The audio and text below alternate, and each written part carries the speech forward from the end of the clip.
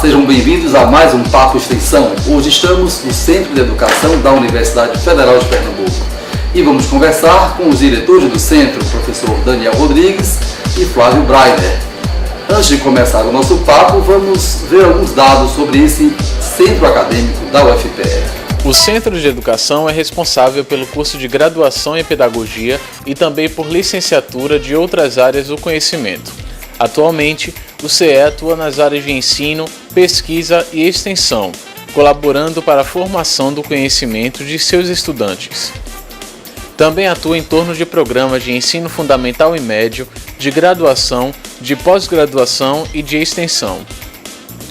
Na área do extensionismo, o CE se concentra em projetos de atendimento à comunidade, consolidando-se através de assessorias a diversas prefeituras, a entidades não governamentais ou governamentais, cursos de formação continuada e projetos educacionais. Bom, agradecemos por nos receberem aqui nesse Papo Extensão e após vermos esses dados sobre o Centro de Educação, nós verificamos que o centro abriga o curso de graduação em pedagogia, pós-graduação, mestrado e doutorado, e também, junto com outros cursos de licenciatura da UFPE, forma professores. Ao todo são 18 licenciaturas.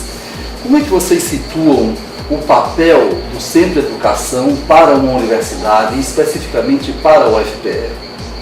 Então, a educação está colocada hoje como uma das grandes questões centrais na formação das pessoas, no desenvolvimento do país.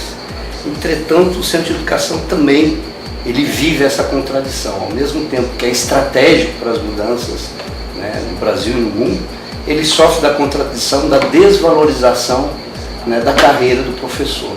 Então, o Centro de Educação é, ao mesmo tempo, um lugar especial no sentido do locus da pesquisa, da extensão e do ensino ser sobre o fenômeno da educação, mas ao mesmo tempo esse fenômeno, a gente viu agora nas ruas, a reclamação da falta de verbas para as escolas, em contradição de verbas para a Copa do Mundo, por exemplo, e a gente vê no Centro de Educação essa mesma realidade, a sua importância de pensar o fenômeno educativo para a sociedade, para a universidade, mas ao mesmo tempo sofre com todo o aparato mercadológico que não acredita à educação pública essa sua importância. Historicamente no Brasil, a cultura popular, a cultura autenticamente brasileira, digamos, ela tem sido não apenas reprimida, como até mesmo esvaziada ao longo dos últimos anos, principalmente nos diversos períodos de ditadura que o Brasil passou. O Brasil passa por uma ditadura desde o seu início. O Brasil nunca foi uma democracia, raras exceções de 46 a 64, que se tentou democratizar o país se acordou para isso, e de 88 para cá, com a Constituição Cidadã que vigora, com as suas alterações, mas vigora até hoje. Por outro lado, a fruição, o acesso à arte é caro. No Brasil é caro, os livros são caros, os espetáculos são caros, até mesmo assistir futebol hoje está se tornando muito caro. Então, como é que o senhor vê essas duas pressões de cima e de baixo que dificultam a fruição e a própria produção cultural brasileira? A cultura, se você me permite, a cultura no Brasil sempre foi vista como sendo uma atividade das elites. Quer dizer, a ideia de que existisse uma cultura popular e que essa cultura tivesse um valor simbólico tão importante quanto teria uma cultura, por exemplo, das elites, uma cultura erudita, ela sempre foi muito mal vista, quer dizer, ou interpretada como folclore ou interpretada como uma espécie de mistificação cultural, ou um subproduto cultural extraído exatamente de grupos que não tiveram acesso à cultura letrada, à cultura civilizacional, à cultura, digamos, erudita, em geral importada da Europa, que foi a base da formação de nossas elites. Então, quer dizer, as nossas elites intelectuais e culturais viram sempre a cultura do povo como fazendo parte de algo que não tinha uma importância, era um puro subproduto, e um subproduto que, inclusive, impeditivo da formação da nossa civilização. Essa foi a posição de autores como Alberto Torres, Oliveira Viana, Nina Rodrigues. Então, até a chegada dos anos 30, nós tivemos essa profunda desvalorização, digamos, da cultura popular. Ela começa a ser valorizada pela obra de Gilberto Freire, de um Roquete Pinto, de um Câmara Cascudo, que começam então a desenvolver, e o próprio Mário de Andrade, a pensar que se quisermos produzir uma brasilidade autêntica e genuína, seja lá o que é que esse termo quer significar, nós teremos que apelar não para uma cultura universal europeia importada, teremos que apelar para aquilo que se faz aqui. O que é ser genuína, autenticamente brasileiro?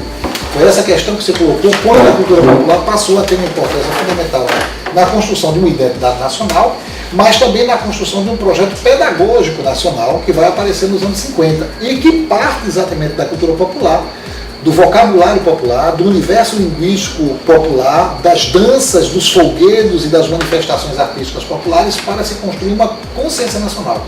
Quer dizer, a ideia, portanto, da arte popular, da cultura popular, dos folguedos, das manifestações simbólicas da cultura popular, estiveram ligadas entre nós à definição de uma identidade nacional.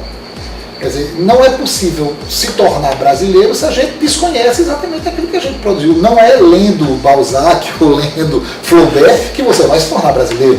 Você vai conhecer quais são os grandes dramas, digamos, do homem universal. Mas do homem propriamente nacional e, sobretudo, do homem nordestino, esse você só aprenderá se você conhecer o bumba meu boi, o fandango, o pastoril, a nau catarineta. Quer dizer, expressões que não são nem todas elas oriundas e surgidas aqui no Nordeste, mas que aqui no Nordeste encontraram um meio, digamos, de miscigenação de sincretismos que deu a esse sincretismo e essa fusão um elemento propriamente regional que nós chamamos de cultura popular. E isso é fundamental para que a gente possa entender como é que nós produzimos e fabricamos a identidade nacional. E aí temos autores como Ariano, Graciliano Ramos, né?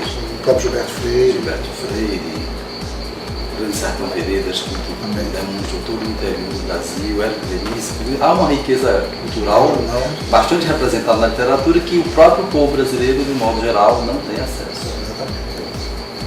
Por outro lado, aqui ao lado do Centro de Educação, tem o Centro de Artes e Comunicação.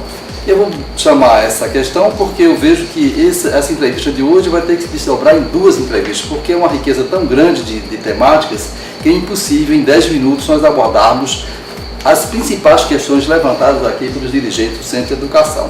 Então vocês vão assistir esse pedaço aqui do Papo Extensão e vamos continuar com o próximo Papo Extensão falando ainda sobre o Centro de Educação da Universidade Federal de Pernambuco.